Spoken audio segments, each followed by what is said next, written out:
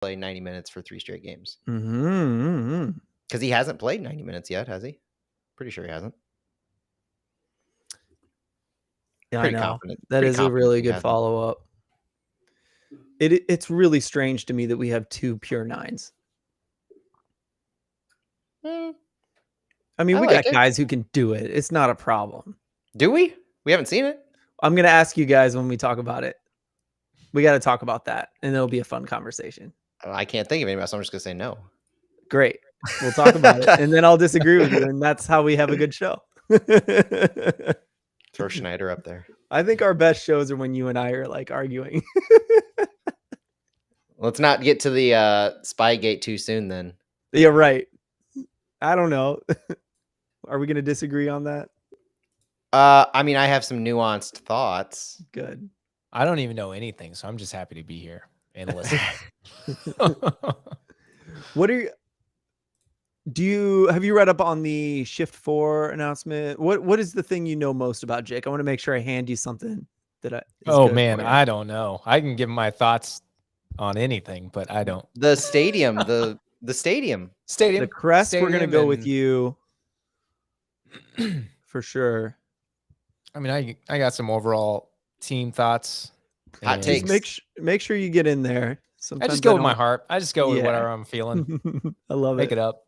This of all weeks is like mine. I'm not going to dominate anything, I feel, this week. No, that's why I want to keep it short. I don't think we should we'll be fine. We'll be good.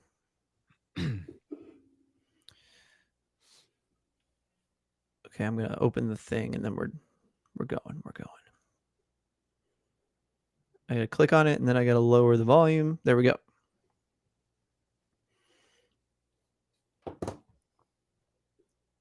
Start recording. Welcome everyone to Flyover Footy. It's Phil here, and I got 2 good friends of mine here to join me. Matt Baker is here. Matt, how you doing? I'm doing pretty well.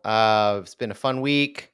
Sitting here drinking a nice O-Cats from Urban Chestnut that nobody listening to the pod can see, but so glad it's September. So glad the weather's getting ready to start to turn. Yes. Done with summer. Excited for fall. Let's do it. What is O-Cats like? What is it? I don't know anything about it. Personal favorite Oktoberfest beer in existence, I could say. I saw that it was a seasonal somewhere I went this weekend, so I know why. They've got it all over the place. Schnucks, Deerbergs, Total Wine. You can't miss it. Nice. I'll be watching for that. That's a good hot tip from Matt Baker right there. First of many on this show.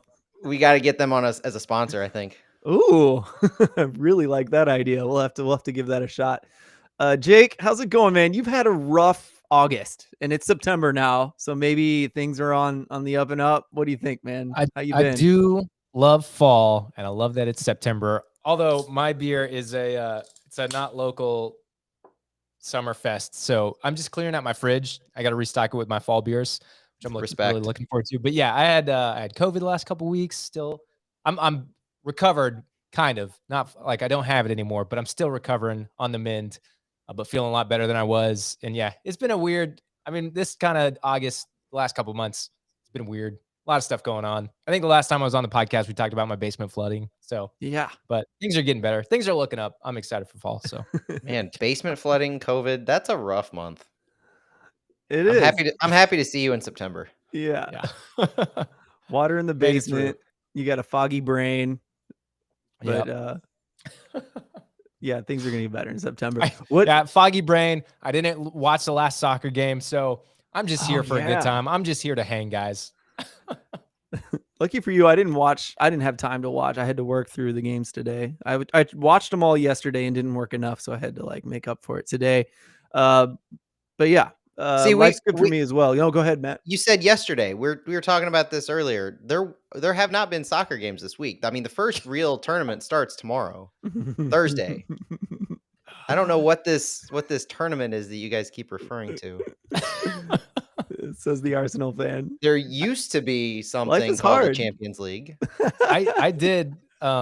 Yes, Matt, I don't know if you're helping your case here at all. I think this is just even more sad. I did take a nice long extended lunch break yesterday to watch Dortmund. They played at 11:45. Me too. I got some work done ahead of time. Went down on my couch, watched Dortmund, finished up my work day. It was great. I appreciate you acting like you're speaking as a Dortmund fan and not the other side of you. I do appreciate that. To be fair, I'm speaking as a men's national team. Reyna got 2 There it is. Reyna got 2 assists. That is like, Yep. oh my gosh. And first time for a U.S. men's national team player to, or an American to get 2 assists in a Champions League game. Isn't that crazy? First American to do so. He's only 19 still. I know, And there's still people talking about, He's is he a starter on the roster for Qatar? Like, absurd. We're spoiled rotten already, and no one's happy. And we've got number 9 scoring goals at the wazoo. Yeah, exactly. Yeah, but in shitty leagues. Come on, Matt. I'm kidding. We can't talk about U.S. men's national team too much, but maybe we'll dabble in that when we get some time when the World Cup starts. That would be a lot of fun at that point. Yeah. We'll have to do that. Let's move on though. Let's talk about our team. We got a bit of a quick show this week compared to some, because we're gonna blow through one game. We haven't covered the Timbers 2 game. We're gonna skip through that. We're gonna do a little bit of Houston coverage today, and then we got a few like fun topics to talk about, and then a big one at the end. And I think that'll one will be a fun one for this episode if you make it that far. But let's talk first about Houston Dynamo 2 versus St. Louis City. It was a 1-0 loss for City. Murana scored in the 58th minute. The other big one, especially we're going to hit on this pretty well, I think, Doling red card in the 69th minute. Heyo, it's an ugly one, but let's talk about what we do know other than those details. Matt, do you want to get us started? I mean, coming off the high that was Timbers 2, I feel like we're not going to touch too deep on it, but that as of late in our run of form, that's kind of at this point seen as our culmination, right? It's the 4th win in a row. We're starting our MLS guys. We're getting them involved. Everybody's gelling. The form is great. We're still giving up a couple goals here and there, but overall, I think our offense is clicking. And then we run up against more or less a brick wall in this Dynamo Dos game. The stats kind of break out like you would expect most of our losses or most of our frustrating games to break out, where we crush them in overall shots and shots against. It was 15-5 in shots. And I think the takeaway that I really had is that the one complaint, or one of the 2 complaints that I've had of City 2 this year, lack of finishing and overall holes in our defense when we press too high. We really saw the lack of finishing front and center with this one. Was taking a look at kind of the shot breakdown and the heat map over for our shots. We had a 37.6% shots on goal for the season. So overall this year, our shots on goal accuracy is around 37%. This match was 33%. So 5 of our 15 shots that we had were on goal. But our shots off target were kind of all over the place. We took almost a 50-50 split of shots inside and outside of the box. And, Celio Pompeu had 4 shots and none of them hit target. That's just an example of how we seem to kind of take a lot of chances, especially outside the 18. Akil had a fantastic shot that was saved early on, but we had very few legitimate scoring opportunities. And we always look to the XG as a good indicator, but at the same time, kind of, it could be a misnomer. Celio Pompeu had our highest XG, expected goals of the game, with his 4 shots at 0.13. And it's tough to score goals when you're shooting 15 shots that add up to a single player at the most having a 0.13 XG. Yep. I didn't think that we really pressured near goal as much as we should have. They had a really, really compact defense in the box, prevented us from getting a lot of really good chances off. And that's kind of what you would expect from this Dynamo Dos team, who were fighting for their own playoff spot. This secured a playoff spot for them, so they had a lot riding on it, and they played like they had a lot riding on it. I thought we could have been a little more controlled in our attack, but their defense kind of prevailed in this way. And I would like to think that it's kind of a learning opportunity or refresher that we're not unstoppable going into the playoffs. We've already secured our playoff opportunity. This is that wake up call that you have 2 matches left in the regular season. You got to fine tune these mistakes heading into the playoffs. And the team that we rolled out here has the potential to be more or less our playoff run team. You saw a lot of Ostrak, you saw Jensen, you saw Berkey out there. There's one player that we're not going to see for a little bit, but for the most part, like this was a great roster that we ran out, and we didn't really seem to connect well enough to at least pressure them when all was said and done. Yeah, a few thoughts. Great stuff there, Matt. A few more thoughts to add to that is that Houston, we knew going into this, is a scrappy defensive team. They're tight. They don't give up goals. And we have the hardest time with people who do that. And we have the hardest time with teams that capitalize on just a few chances. You know what I mean? Minnesota comes to mind, especially in that regard, where they can be very organized and then they can counter extremely well. And I want to comment on this whole St. Louis defending badly, because I think it's going to be a common thread, not just with City 2. I think for the rest of, the tenure of Lutz Pfannenstiel with City SC, we're going to see this high press, and then we're going to see a lot of goals let up on the counter. It's just what happens when you play this kind of system in a lot of cases. I just listened to the Scuffed podcast, and they were talking about Leeds United and how they've been struggling with the counter. And they started going off on the center backs on how they need to upgrade the defense. Well, no, in my opinion, those guys, Leeds, just like St. Louis City did in this game, they're creating a lot of chances. The XG is okay. The 15 shots is just ridiculous, right? So Leeds is doing a similar thing. They're creating good chances. And if they don't score on those chances and the other team defends well and counters well, well, then that's the kind of game you get against a team like Brentford, who's not an incredible team, but they are efficient. They are organized. They know what they're doing in that league, in Premier League. And so I think we saw a bit of a interesting similarity to that with Houston Dynamo too. Before we start talking about the red card, I want to say Santi posted some really good stuff on this one. Oh, crap. He said that St. Louis City hasn't failed to score. We haven't been shut out since April 24th, I believe is what he said was one. Yeah, I think it was the Whitecaps 2 game, if I recall, where we lost like 4-0. Yeah, so there's some time. Yeah, so there's some bad stuff here, but that's like, I mean, come on, guys. We're scoring goals. We're making chances. We have reason to be proud of our boys, even in a loss. Soccer Talk Lads podcast retweeted. I need to try to make sure I look at these every time. Game Flow, it's at Game Flow PG on Twitter, has a really cool chart of possession, and it's like pink versus orange. It's all pink, guys. I mean, we just had the ball like crazy, and it posts XG, which is 0.6 versus 0.66 to City. Offensive goals plus, this is a new one for me, 0.73 to Houston Dynamo to 0.98 to St. Louis City. So it shows that our attack was a pretty decently better, but the defensive G plus was 0.45 for Houston and 0.27 for City. I mean, that just like, I think that explains it all. That's what we saw. Those are stats that kind of go along with that. I don't know what to do with those. I just thought they were super interesting, and I like this Game Flow account. I've looked at these before.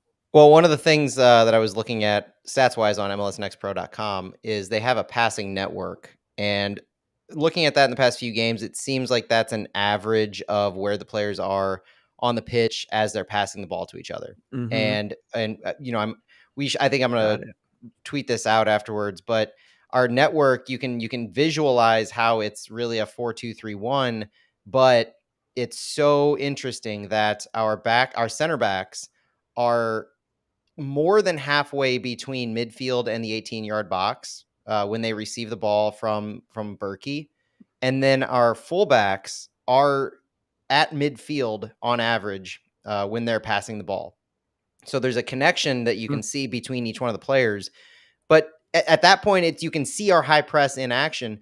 But when it gets down to Doling and our attacking mids, they're more or less really compact, lined up close to midfield, just on the opposite side of the half line marker from our fullbacks. And so there's not a whole lot of space that gets created in that attacking third on average when we're passing the ball. And I think that's what leads into a lot of our issues when we have games like these, where we have 15 shots, 5 on goal, and we're taking chances outside the 18. We're not able to really press them into the box as much and as often as we want to. And when you can't create the high percentage chances that come with getting inside the box and getting Celio really far downfield in those crossing attempts, which he's so good at, then that's how you end up with these lack of goals. Completely agree. Yeah. Good stuff there. Jake, we were just watching the replay of the Doling red card in the 69th minute, that red card. Let's talk about it. Jake, what'd you think about? Was that deserved in your opinion? Do you want to recap what happened? Yeah, it was, I think it was deserved. Cause the guy, the Dynamo Dos player, like receives the ball right on the touchline pretty much. There's like nowhere for him to go. And then you see Doling just sprinting in full speed, tackles him from behind. The guy didn't catch the ball cleanly, like he was bobbling around. So there's a slight chance for Doling to go in there, but it looked like he just went in. I was like, I don't know what happened right before that, but I don't know if there was some frustration building or whatnot, but he just like took him out completely, like cleared his legs. It looked real bad. I watched it a couple times. I'm like cringing, like watching it. Like it was pretty bad. And where he's at on the field, like all you really have to do is go close him down. There's no reason to go in and slide in from behind like that. So it's frustrating knowing that we could be out, like Doling could be out for a few games, and it was just kind of a stupid thing to do. Yeah, I don't know. Like no part of that was necessary at all. So it's not even close to a 50-50 ball. I mean, there was no chance that he could have easily won the ball cleanly. It was the positioning of it, and from you can see that from the moment that the Dynamo Dos player received the ball, Doling was the last defender vertically, but he was still at midfield, and so he just full on sprinted to the touchline towards the guy. And you're totally right, Jake. The ball was bobbled, and so for a moment, a second, there was separation between the player and the ball.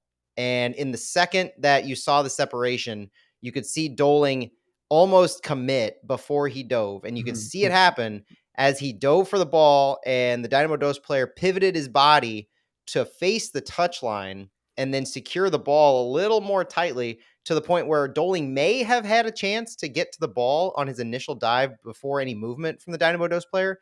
But as soon as that player pivoted, there was nothing for Doling to hit but the player. Also, I think where the frustration is going to come into this, like, or where you see the frustration is if so that guy receives the ball and is going to start running down the line, where you would actually slide tackle to stop that player is like downfield, like get ahead of him a little bit, which Doling didn't do. He just came straight from behind. So like it was bad. There was no prevention in it, really. There was just, I mean, it was just coming at him from a horizontal position. At Missouri State, that might have worked maybe, 1 out of 5 times, right? But the next step up, it didn't happen, right? He saw red.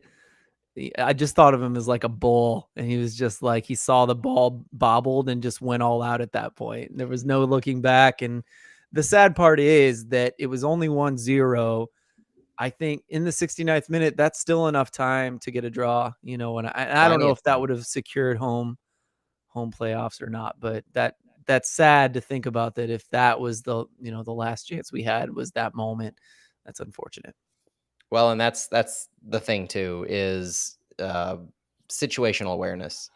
And not only, I mean, I would never expect the players to think macro like that, where if you lose the game, you're going to miss out on clinching home field in the first round, which that would have happened. If we would have won that match, we would have had a home playoff match in the first round. I think that would have put us enough separation from Dynamo Dos, who are in third place, to secure that home field in the first round.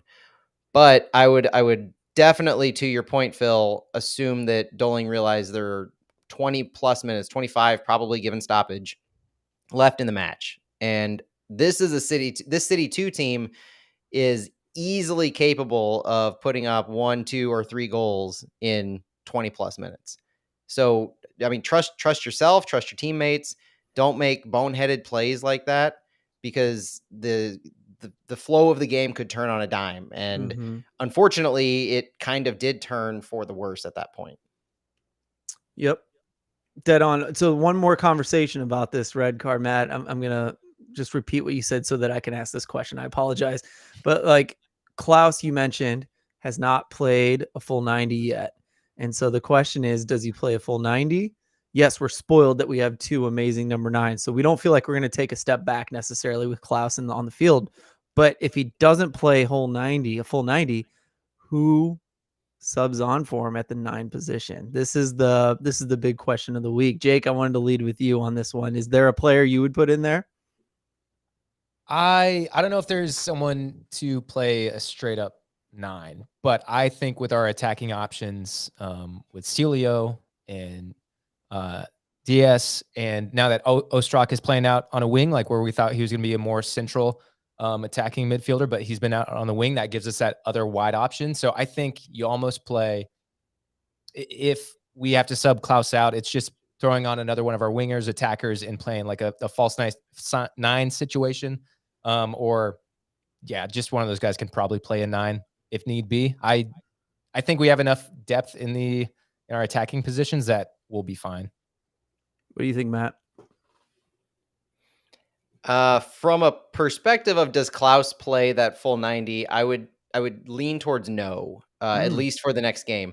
But honestly, the right answer in my book is it is entirely dependent on what his prescribed minutes are by Hackworth and Lutz. I have seen, if not nothing else, and the training staff, right? And the training staff, because up until this point, you can clearly see, and Santiago does a phenomenal job of calling this out when he sees it, is when players sub out or sub on, you can easily see a trend of how many minutes they're prescribed for that match. And I really feel like our MLS players thus far are on a pitch count, where you can see the progression of Klaus. You can see it from Ostrak and Jensen. Berkey's the exception, obviously, but Pedro, you can see all of these guys have defined minutes or ranges of minutes that they're going to play. And I do not think that will be sacrificed just by the fact that Klaus is now our only quote unquote number 9 on the roster. I think that Lutz and Hack would rather keep him on his program than push him further than what he's been planned to do. And then to Jake's point, we definitely have the attacking midfield depth that something can be worked out. And I remember seeing Doling and Klaus on the field for the first time, truly thinking that, yes, it's obvious that Lutz and Hackworth have ideal formations and ideal ways that they structure the players on the field, but they're more than willing to adapt. There was one game earlier this year where I called out 3 or 4 different formations based on subs that we had in the match, showing a clear ability to and willingness to change up the way that your formations are, even if you stick to the same high press philosophy. And so whether we come out with a false 9, whether we come out with Diaz acting or Kuzain acting as that 9 in any given match, which I think that could be it. I think Kuzain could end up being in that 9 position where you have Ostrak out wide, Diaz in the middle, and then Celio to the left. That type of a formation could easily happen to give Klaus reprieve. I still think that Klaus is going to see significant minutes, which he seems to be prescribed more and more the next couple of games, but we have the depth, no doubt. Yeah, we do have depth. And the biggest thing, too, is that St. Louis City is the best away team in the league. And so I think that's another reason to go ahead and trust your guys, right? Like, if you want to keep Klaus on a program, do it.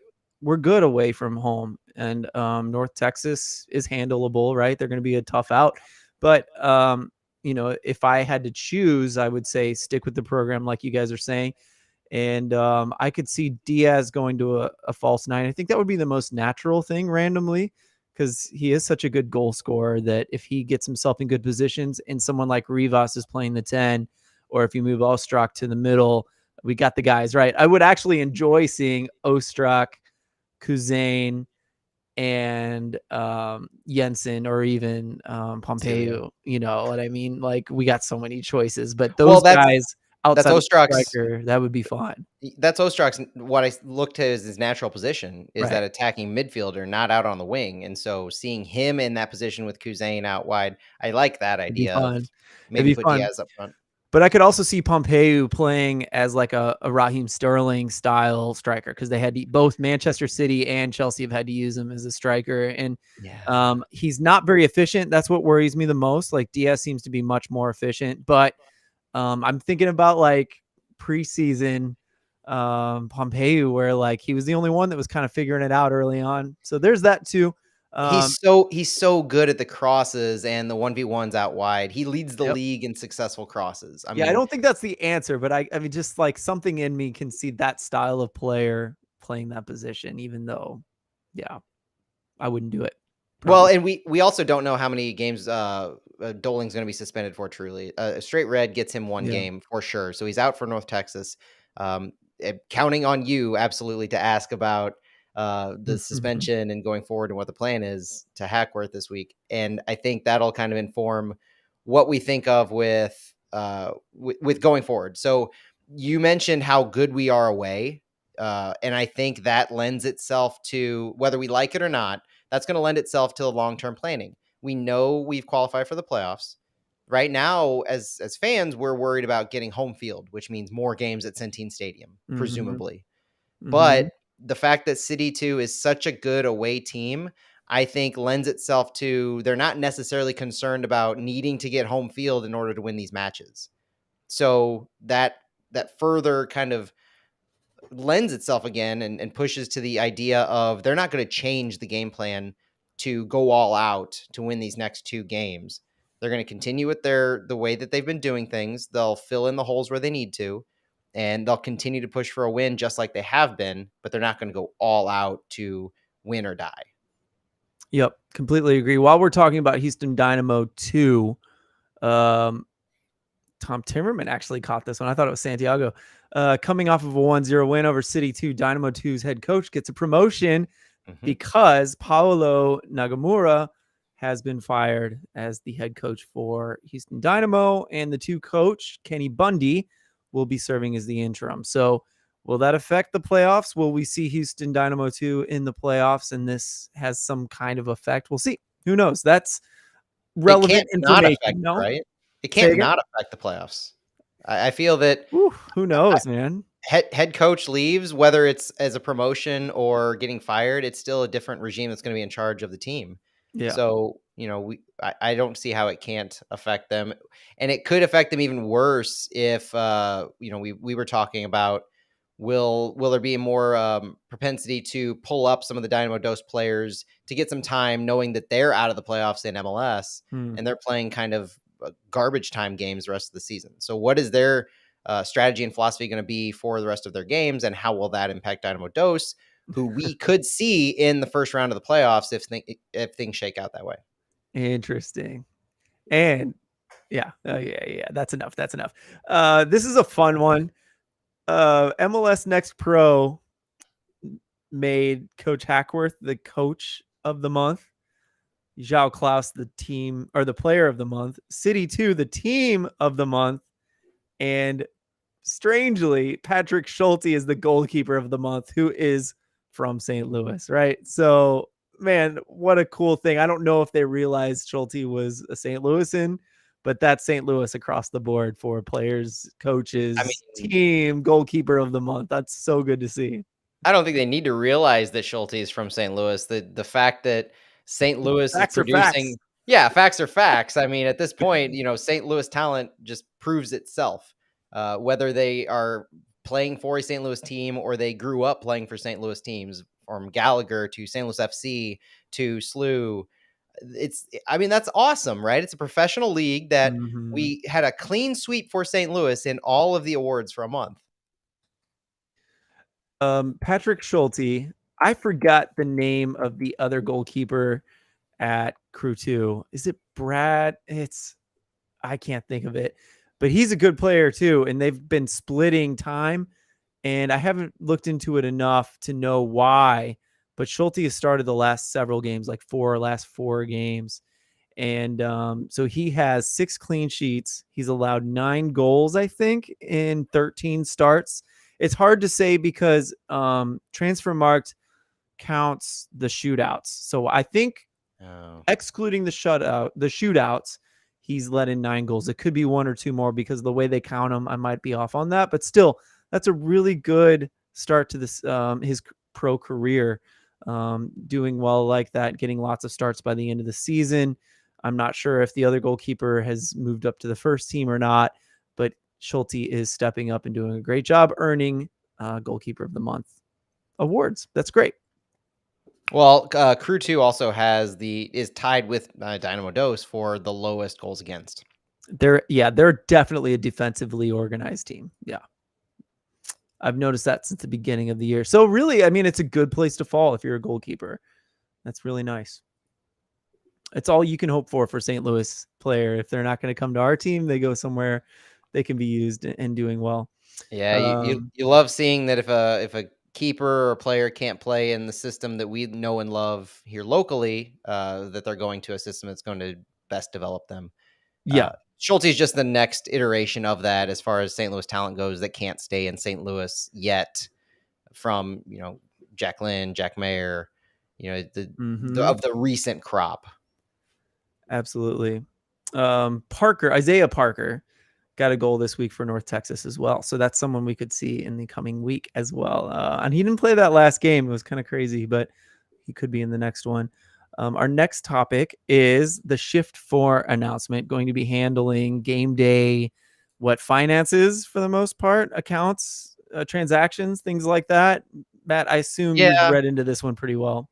Yeah, it's so Square is one of their competitors, and it's one of those. Yeah, St. Louis Square competitors. We didn't choose them. Interesting. No, and I made note of that because I was looking up. I was like, all right, they mentioned that this is like a payment processing thing, or it integrates all of their different payment capabilities. And so I'm thinking, well, that reminds me of what Square can do. And I know for a long time we were talking, will Square be a stadium sponsor, a jersey sponsor? How are they going to be associated with the club? It was almost like an assumption just because of their Jack Dorsey local ties. But the first thing I read about Shift 4 is just the fact that they seem to be all over the place in sports, way more so than Square. So they're bringing all this industry expertise from MLS, NFL, NBA, Major League Baseball, it seemed like 90+% of sports teams utilize this. And we're not going to see any forward facing of branding, I would assume, from these guys, but it's going to be more behind the scenes, what they can make us, how seamless they can make all of our transactions, interactions. Everything's going to be kind of easier to manage. And that's one of those things that it's not, to Stuart's point on Twitter, it's not a sexy announcement, but it's going to be impactful and meaningful to the fan experience, I think. And, that it's not, I really don't think that's one of those rah-rah type things. I think it's going to make a meaningful impact to how we experience the stadium and the fan shop and all of these things. So it's kind of cool to see. And I noted that they were not a founding partner. They were just named as a partner. So we're starting to get to that point where they're signing deals with these companies, and they have contract extensions for 5 years, and they're not like one of the starting 11s. They're just a part of the team making things happen behind the scenes. So they're not going to have the Michelob. They're not going to have the Together Credit Union. They're not going to have all of the branding throughout the stadium. So it's just an interesting to note.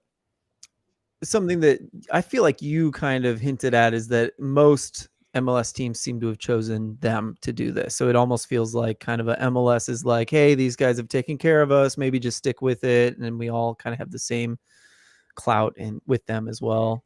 Yeah, I saw, especially this year in 2022, they seem to be gobbling up MLS teams that they're working with. Sporting Kansas City was noteworthy to me that they just signed a deal with.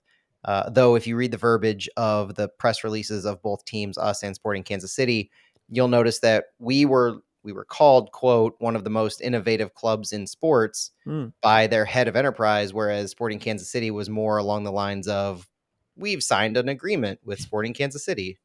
Well, that's fun. I Can't wonder. not love that. I wonder if like part of that is like if you've been to any of the like the fan experience things. That's I don't know one thing. I went to one of them, and it's something Seabeck talked about as far as like the app, and we know how awesome our app is, especially compared to other teams and other sports leagues and all around. And they're how they're going to incorporate it. Oh shoot. Oh, that's got to be a first. I don't ever remember losing Jake like that. No, I know, and he's been kind of cutting out this whole time and coming back. He's not wrong though. Picking up where he probably was going, they touted a lot about how utilizing the app to make that seamless interaction with transactions, with the experience, with the stadium. And I can only imagine that Shift 4 is going to play like just an integral behind the scenes thing to what their strategy is, getting everybody kind of using the app as a means to an end, much more so than you would with the Cardinals or the Blues or those other kind of legacy sports. Mm-hmm. Jake, did you want to finish your thought there? I think Matt pretty much covered it. So thanks for jumping in with that. But yeah, I think it's going to be how we're going to see that incorporated with the app and how it's going to make the ease of payments throughout the stadium is going to be really cool.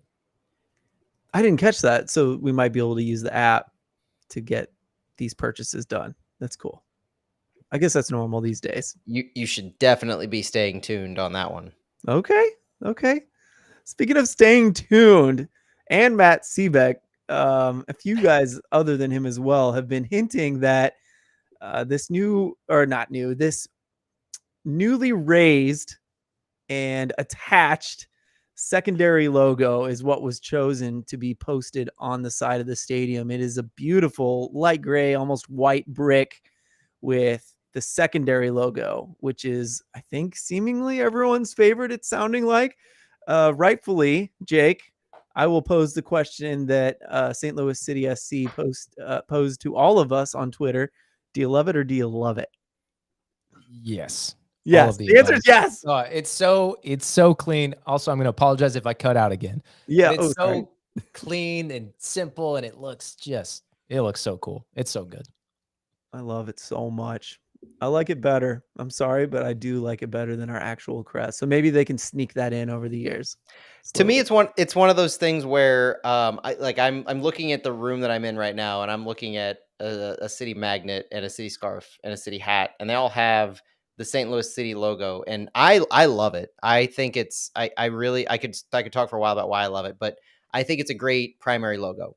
And to me, the beauty of a fantastic logo is you have a great primary logo that accomplishes the goal of getting your brand out there, of representing your team.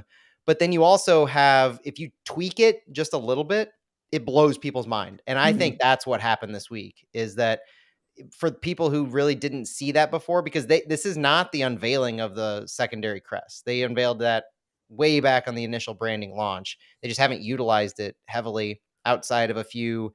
If you open the app, when you first open the app, there's a dynamic or animated graphic of the secondary crest. There's no St. Louis City on the right side. And so they've had this out there, but to plant it front and center in the stadium, I think gets to the point of they don't need to create the brand awareness of this is St. Louis City in this spot. Maybe they'll have the primary crest somewhere else, but at least with this particular spot, I think it's on the market side, southeast corner of the stadium. I think that's where this is. And Jake, you can probably validate that. You were there earlier. Yeah. My parents were in town over the weekend. They are Sporting Kansas City fans, but my dad rocks a lot of City gear. Background, if you don't know, I grew up in Kansas, so we grew up going to a lot of sporting games. But they're very excited to come to come to St. Louis to watch City. My mom specifically is like, yeah, well, I'm excited to come and I'll wear my sporting gear. My dad's like, hold up, I got a lot of City gear that I'm gonna wear. I'm not gonna be jumped. Not that word. They need to get one of those They need to get one of those house divided things. Yeah. Oh, they do. but we do have per the logo, I think there's there's quite a few of them up. I think there's more than one up. Hmm. So it's kind of all around on every side of the stadium, I think. Yeah, it looks so clean. And to your point, like once you're there, it's like people know city. Yeah. And so to see that difference, and it kind of like pops a little more when the subtlety of it makes it pop, I think, in that reference. And I don't know. I just can't get over how cool it is. I saw one comment, and I Agreed. can't remember who made it, but the comment was about why isn't this the primary crest? Like why wasn't this the crest from the get-go? And essentially it boiled down to the club needs something to make sure that you have, like, this is St. Louis and St. Louis City. And so whether the city is the biggest font or whether St. Louis is, like, the club's name is St. Louis City. And so you need to reinforce that. And that is accomplished with the primary crest. You get to what's on the stadium, and then you can get into the conversation of, like, you look at the Blues today. The Blues today don't have St. Louis on the blue note. They just have the blue note because the blue note is synonymous with St. Louis Blues. So I don't think nationally or globally or anything, St. Louis City is to that point. But I think you can kind of see where that would be heading, where you have a secondary crest now, and maybe it transitions into what a future rebrand could look like. Because we know in the lifetime of the club, a rebrand will happen down the line. And ideally it would be tweaked as opposed to a full on, because even in the EPL, that's what we see. Man City, I think, was one of the most recent ones where they had a tweaking to their crest that's still very much iconic and very much Man City, but it looks different, and that ship is in a little different position. We'll probably have something similar. We're seeing the seeds laid with this secondary crest. But even by throwing it out there around the stadium, people know locally now what that crest is, from the abstract arch to the lines representing the confluence. Like, seeing that on a crest of the shape, that's very clearly St. Louis City. And I think the club feels that at this point and going forward, they don't have a problem locally with that being associated with St. Louis City. And personally love it because, like we just said, that is a gorgeous looking crest. Yeah, I mean, almost every brand starts with something and then simplifies. And my favorite one, actually, Matt, is the Arsenal one. Seeing all the cannons over the years, and it gets more simple every time. And I think it's better. I've always thought with graphic design, unless you can nail something complicated, which is very hard to do, just go simple and basic and just stick with it. And so, and I agree with you that it's so universal, the two, and I love that they have so many that are the secondary crest on all of their branding, that I don't even know if people would notice. And so you have my vote.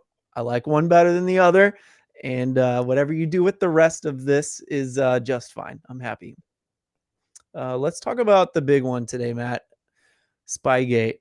The Open Cup match, I think, is probably finished. We're there. I think we know that Orlando City won. Was it 2-0? Is that the final score? I think it was 3-0. Got another one. Yeah.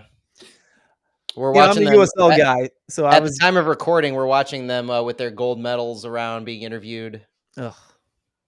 Gloating like it was. I'm just kidding. I'm a big MLS guy, or USL guy. I mean, so clip that off. Clip that Freudian slip off. Yeah, right.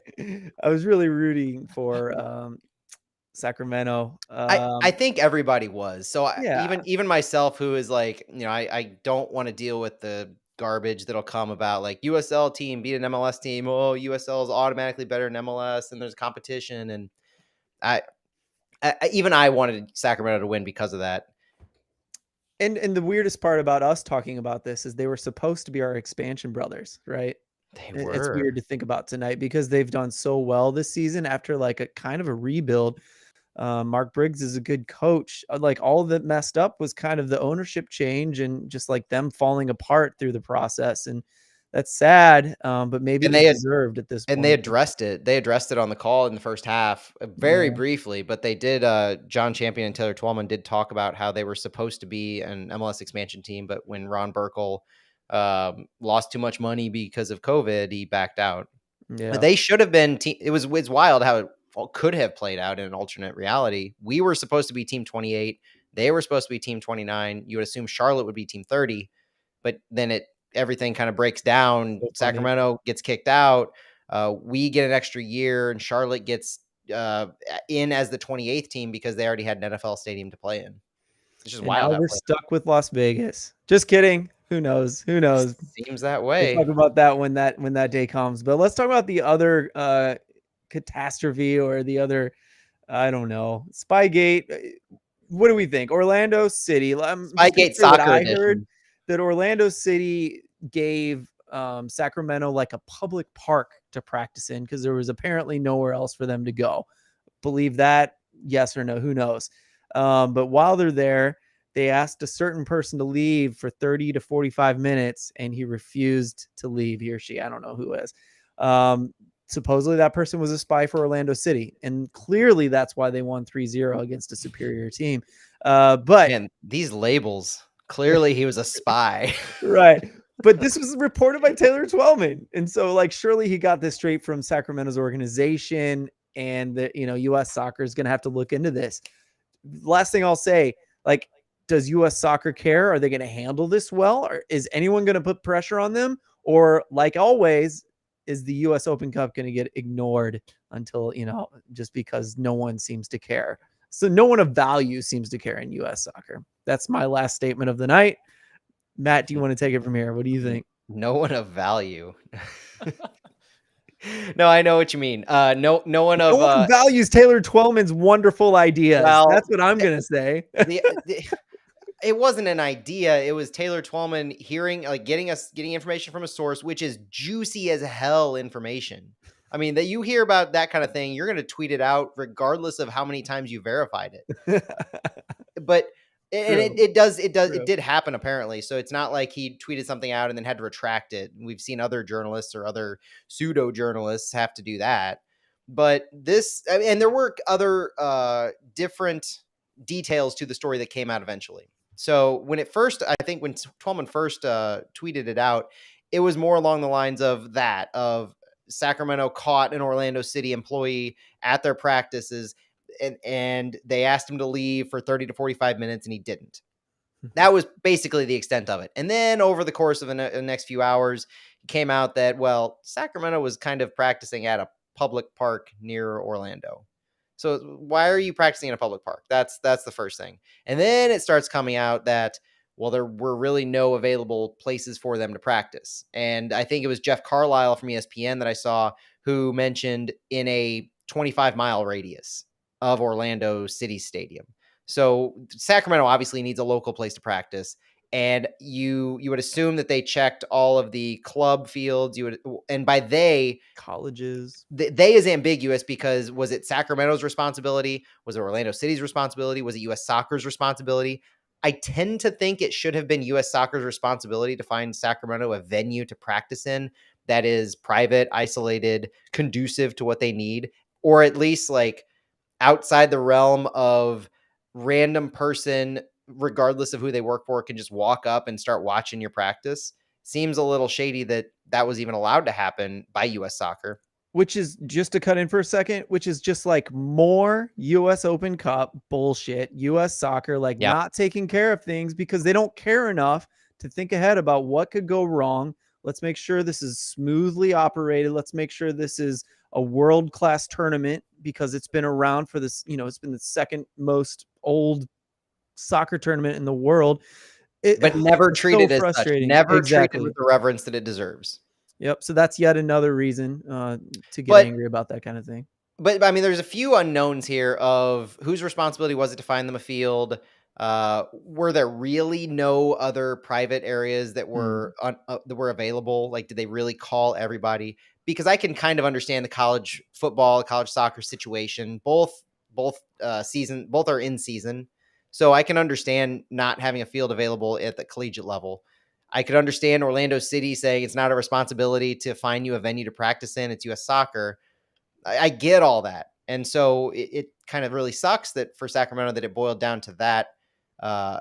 What it doesn't do, all of that said, it doesn't absolve Orlando City of what that staff member did, because or you would assume that it wasn't a rogue staff member who said, I'm going to make a name for myself and I'm going to go out to Sacramento's practice that I heard they're going out to, and I'm going to start writing notes and texting staff members saying, oh, it looks like they're running a tight formation on defense. They're they're really playing back, and I think we might have trouble breaking their back. I don't think that happened. I think it was more coordinated, or had at least a few levels of, somebody higher up in their sporting department heard that they're practicing, so he sent somebody out. And from what we saw, it wasn't that they were videotaping, which was akin to what we know the Patriots in the NFL did Mm-hmm. a couple of times, including rumoredly to St. Louis back in 2001. But it was more like writing notes. It was more watching what was happening, taking notes, and then they were asked to leave a public park. And so that's where knee-jerk reaction. I heard public park, and so I'm thinking it's absurd. Like, they have every right to be at a public park. It sucks that you're there, but it is what it is. Doesn't absolve Orlando City of any of it. And it is shady as hell. It is unethical. And to an extent, it kind of, for those who are still hanging on here, because we've gone on a little bit on this, if you're interested in other MLS teams and backstories of fans and teams, it's kind of par for the course for Orlando City. They have a sort of history with this in their front office of just being poorly run, but their fans in particular have a history of this kind of stuff, like some shady things where their fans have fought with other fans. So they've gone to Atlanta, they've gone to they went to Miami and they got into a fight. So they've gone to Charlotte. It's not a good place to be when Orlando City fans come around. And I think it's a little more than just a couple bad apples. So there's that legacy that they've left, but their fans also have doxed officials. And so this is a little bit near and dear to my heart, given what I went through this summer, that their fans didn't like something that happened on the field with some officials in their match. And so they doxed him. They took it off the pitch into real life. And whether it's 1, 2, 3, 10, 20 fans, that's something that's just unacceptable. And it just creates a black eye for your entire fan base. And that's what you become known for. And so that's why I'm talking about it, because that's what the world or the nation knows Orlando City fans as, is doing that. So you have all of that baked together, and knowing that their official went and spied and watched their practice right before the Open Cup match. There's no sympathy to be had for Orlando in any of this, and I can't imagine there ever will be. Jake, any thoughts? You might be the least emotionally tied to this tournament and in this situation. No, I was worked up about it. I'm not too tied to U.S. Open Cup, but that's just because like it doesn't get as much love. Like I have tried to watch games like here and there through. I mean, I watched us obviously, and then anytime I saw it was on, I would watch games. But at the same time, it's like, oh, U.S. Open Cup's on tonight. It's like it just doesn't get the love it deserves, and I wish it was such a bigger deal because I love watching the FA Cup. Like it's one of my favorite weekends when those matches are on, and I would love if they got the same amount of love in the hype. But as far as this, I didn't even know about this story, which goes to show how little I knew about US Open Cup, because this was a big deal. And I've also kind of been off social media the last couple weeks. I've been watching a lot of stuff on delay, so I've been like purposefully not on social media as much. So that's probably why I missed it. But so I have no real say. So thanks for enlightening me. Matt, I don't know this story. You got doxxed this year for what? Oh my God. So I think Jake knows a little bit about this one, but this goes back to June. June was Pride Month, and St. Louis City had posts about it, and the Luligans had posts about it, and Pride Raiser was going on where the Luligans were raising money for Metro Trans of St. Louis, Metro Trans Umbrella Group. And so we're trying to get the word out for that. We're trying to raise awareness. And so City made a post one time in June on Facebook about this. And so I posted a link in the comments of support LGBTQIA causes. This is a great way to do it. Here's a link, donate per goal, yada, yada. And this account responded to me and multiple other people with some of the most disgusting things I've ever seen. Not just like gay people are bad, homophobic, like it's not like any of that. It was just like next level stuff. So that was bad. And then it progressed pretty well, slowly at first, but I went on a trip in July, beginning of July, to Branson.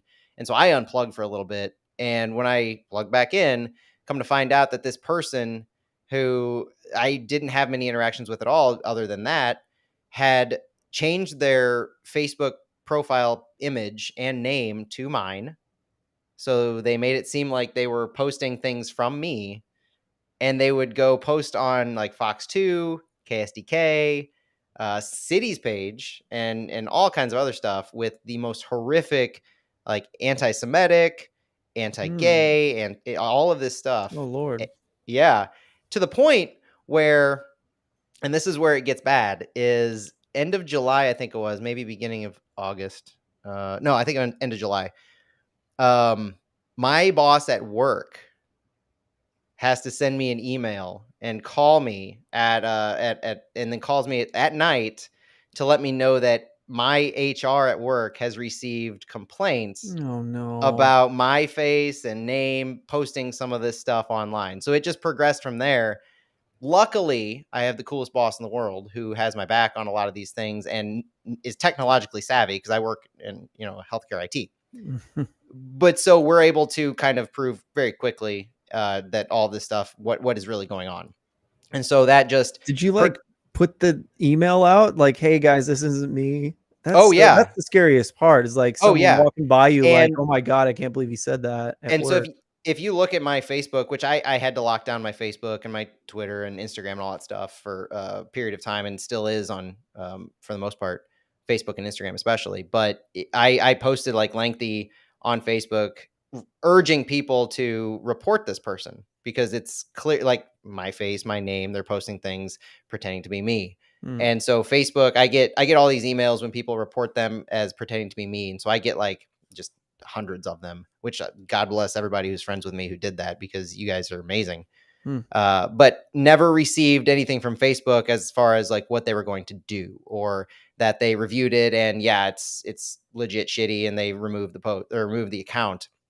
One way or another, though, the account seemingly has disappeared. And I've heard that from multiple people who they at one point, this person went and blocked everybody that I'm friends with who tried to report them.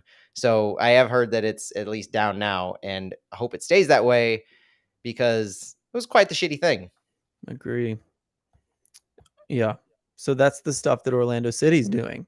That's what Orlando, that's the type of circle it back to soccer, circling it back. That's the thing that Orlando City fans did to a referee at one point. And so like, I don't know if you could tell the anger and frustration that's elevating my voice right now, but that's the kind of impact that kind of dirtbag behavior has. And it has no place in soccer. It has no place in humanity. I mean, be kind to each other, people. There's no reason not to be. And sports is definitely not a reason to get worked up about that kind of shit. Agree. There are more important things in life. It's a bit of a down. First of all, Matt, I'm sorry that happened to you, man. I can't believe I didn't catch on to that. I would have at least tried to help report and all that stuff. All good. I do feel, though, we should not end the pod on that. Well, no, I think thinking. Oh, go ahead. You got something in mind? Well, I was just going to say that it's September 7th when we're recording this. And we are 1.5 weeks away from Centene Stadium opening. I think we're going to do a flyover forecast next week to really like dig into that match, the SKC2. I think it deserves it. I think we should do something. But it's a big weekend for soccer in general that we'll try to touch on next week. But make plans for September 17th and 18th. Dogtown is having this family fun festival on the 17th. Where St. Louis City SC is going to be there. I think it's 10 a.m. after a fun run to open the new futsal court they have there. And one of my buddies, JoJo, is responsible for helping to get all that coordinated and put together. And it looks amazing. And I can't wait to go out there and see that and be a part of that. And that's the 17th. So that's like, it's almost like a pregame for what's going to happen on the 18th. But also on the 17th is our U21 side that plays in the UPSL. They have a home match, which is still scheduled for the Centene training fields. That's cool. Will we be able to go? I don't know. But they're playing at Centene training fields anyway. That's and then big. The 18th is, of course, Centene Stadium opening, which season ticket holder accounts have tickets. I can tell you I'm going to show up to it. I'm just going to walk there. And if someone tells me to leave, it's not going to be pretty. No, that Dogtown, the futsal court is in my neighborhood. So my whole family intends to go. So if you're there, make sure you say hi. Would love to see you. I need to buy stickers for something all other than this. And so I think I'm going to get a bunch of Flyover Footy stickers with our logo on it. So if you guys, I'm just going to carry them around. If anybody wants a sticker, they can stick somewhere random, even if no one looks at it. If you want it, I would be happy to give that to you once I get them. Yeah, 11 days away from 9/18. Right now, in 11 days, we will be in Centene Stadium. That's just so freaking exciting. I can't wait. One thing about that is that Santiago's normal partner, Hector, isn't available to do the Spanish broadcast. So we're going to have a bit of a Spanglish broadcast for the Spanish broadcast. So I will be doing color commentary for that. And I'm excited. I've never done it before. Nice. May or may not be good. But, if you're watching that, you can't make it to the game and the feed cuts out, you have a second option. You'll understand like half of it if you don't speak Spanish. That is awesome. I'm really excited to give it a shot. But mostly everybody, St. Louis City fans, there's a lot going on right now. It's a good time to be a St. Louis soccer fan. I can't wait to start seeing you guys at events in the stadium and on the training ground. We've had, this will be our second presser this week on the training ground. It's been really fun. I'm really excited. Thank you, Matt. Thank you, Jake, for joining me. And anyone listening, thanks for listening. We'll be talking to you guys soon.